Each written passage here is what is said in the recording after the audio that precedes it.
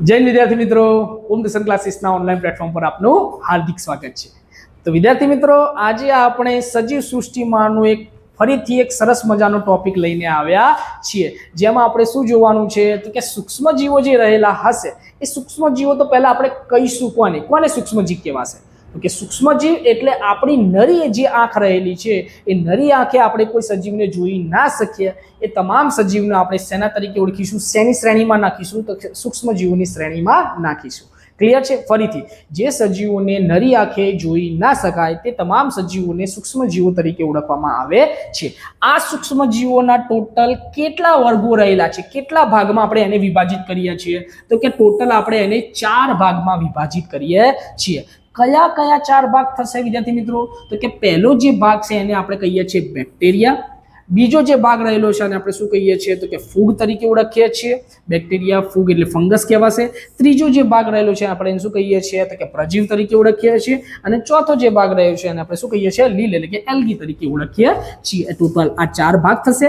એમાં એક વધારાનો આપણને સૂક્ષ્મદર્શી સજીવ જોવા મળતો હોય છે. એક કયો રહેલો છે તો કે વાયરસ રહેલો છે, જેને આપણે સૂક્ષ્મજીવોની શ્રેણીમાં ગણતા નથી, જે હકીકતમાં સૂક્ષ્મજીવ છે પરંતુ કેમ ગણતા નથી એનું કારણ શું છે? કારણ કે વાયરસ જે રહેલો છે સજીવ પણ છે અને નિર્જીવ પણ રહેલો હોય છે. જે આ વાયરસ રહેલો છે ને, જ્યારે યજમાન કોષની અંદર પ્રવેશ મેળવતો નથી એ દરમિયાન શું હશે તો કે નિર્જીવ રહેલો હશે, અને જ્યારે એ શું કરતો હશે વિદ્યાર્થી મિત્રો તો કે યજમાન કોષની અંદર પ્રવેશ કરી દેશે ત્યારે શું થઈ જાય છે તો કે સજીવ થઈ જાય છે. એટલે આપણને ખબર હોવી જોઈએ. તો કે વાયરસનો આપણે આમાં સમાવેશ કરીશું નહીં, પરંતુ એ શું છે તો કે સૂક્ષ્મદર્શી તો રહેલો છે, સૂક્ષ્મદર્શી વાયરસ રહેલો હોય છે. ક્લિયર? એના પછી આપણે જોઈએ છે કે આપણા જોડે જે બેક્ટેરિયા રહેલા હશે એ બેક્ટેરિયાથી માનવ શરીરમાં કયા કયા રોગો થઈ શકે છે તો કે બેક્ટેરિયાથી આપણને 3 પ્રકારના રોગો થશે. કયા કયા? તો કે પહેલો તો થશે ટીબી, જેને આપણે ગુજરાતીમાં શું કહીએ છીએ તો કે ક્ષય તરીકે ઓળખીએ છીએ, અને ઇંગ્લિશમાં એને શું કહેવાય તો કે ટ્યુબર ક્યુલોસિસ તરીકે આપણે એને ઓળખીએ છીએ. શું કહીશું? ટ્યુબરક્યુલોસિસ તરીકે ઓળખવાના છે. જે કોના લગતો રોગ છે તમને ખબર છે? આપણે આગળ ભણાવી ચૂકેલા છે કે ટીબી જે છે ફેફસાના લગતો રોગ છે. આપણા શરીરનું કયા અંગને ક્ષતિ પહોંચાડશે તો ફેફસાને પહોંચાડશે. એના પછી બીજો કયો રહેલો છે આપણા જોડે? કોલેરા રહેલો છે. તો કે કોલેરા કોના કારણે થશે તો કે બેક્ટેરિયાના કારણે થશે. એના પછી શું રહેલું છે આપણા જોડે તો કે ટાઇફોઇડ રહેલો છે. ટાઇફોઇડ પણ કોના કારણે થશે? બેક્ટેરિયાના કારણે થશે. યાદ રાખવા માટે એક ટ્રીક છે વિદ્યાર્થી મિત્રો, તમારે મેં મારા જાતે બનાવેલી છે. એમાં બેક્ટેરિયામાં ક અને ટ આવે છે. શું આવે છે વચ્ચે? ક અને ટ. તો આ ક અને આ ટ કોના જેવો દેખાય છે તો કે 2 જેવો દેખાય છે. કેટલા જેવો દેખાય છે? 2 જેવો. તો ટ નો મતલબ શું થશે? ટી. તો ટી કેટલી વાર લેવાના? 2 વાર લેવાના. જુઓ, ટીબી અને ટાઇફોઇડ એટલે 2 વસ્તુ થઈ ગઈ. અને ક નો મતલબ શું લઈશું આપણે?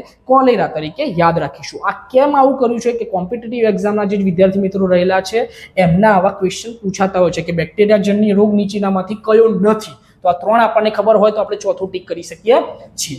એના પછી આપણા જોડે લખેલું શું છે તો કે ફૂગ. તો માનવ શરીરમાં કયો રોગ થશે? તો આવું પાઠ્યપુસ્તકમાં કોઈ પણ જગ્યાએ આપણને ક્યાંય કશું મળતું નથી, પરંતુ જો આપણી જાહેર જીવનના આધારે આપણે જાણવું હોય તો ફૂગના કારણે આપણને ઘણીવાર ડૉક્ટર શું કહેતા હશે કે તમને ફંગલ ઇન્ફેક્શન થયેલું છે. તો ફંગલ ઇન્ફેક્શન કેમ થયું હોય એનું કારણ શું છે તો કે ફંગલ ઇન્ફેક્શન એવું જરૂર નથી, તમારે અંદર ફેફસામાં પણ થઈ શકે છે, ચામડી ત્વચા ઉપર પણ થઈ જશે, કવળી ખરજવું થઈ શકે છે, કઈ પણ વસ્તુ થઈ શકે છે. બરોબર? દાદર થઈ શકે છે. આ બધું કોના કારણે થઈ શકે છે? ફૂગના કારણે પણ થઈ શકે છે, સાથે સાથે લીલના કારણે પણ થઈ શકે છે. એવું યાદ રાખવાનું છે. કેમ? કારણ કે લીલ આપણને ક્યાં જોવા મળશે?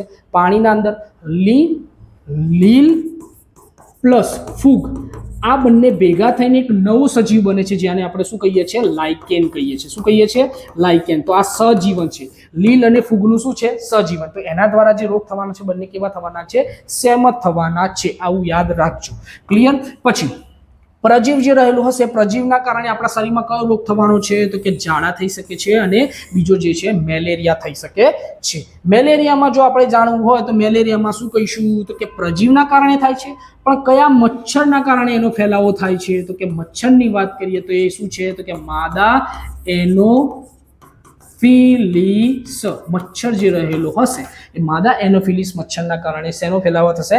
મેલેરિયાનો ફેલાવો થાય છે, જેમાં શું થઈ જાય છે તો કે શ્વેત કણો જે આપણા રહેલા હશે એ શ્વેત કણોની સંખ્યા ઘટી જાય છે, શ્વેત કણોની સંખ્યા ઘટી જશે. ક્લિયર?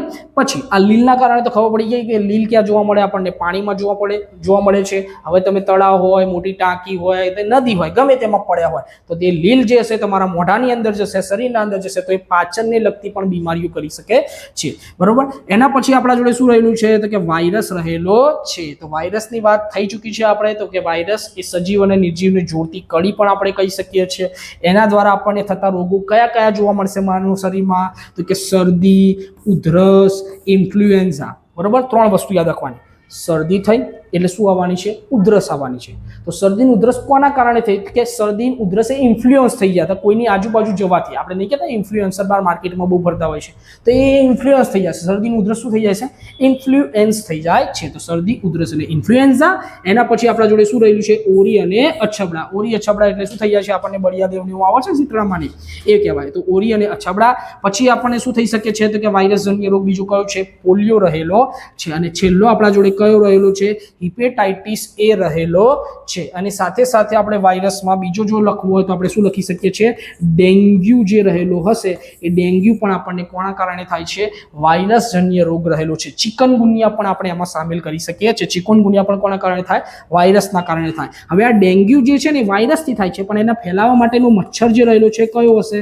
તો યાદ રાખવાનું છે માદા એડિસ મચ્છર રહેલો હશે. કયો મચ્છર હશે?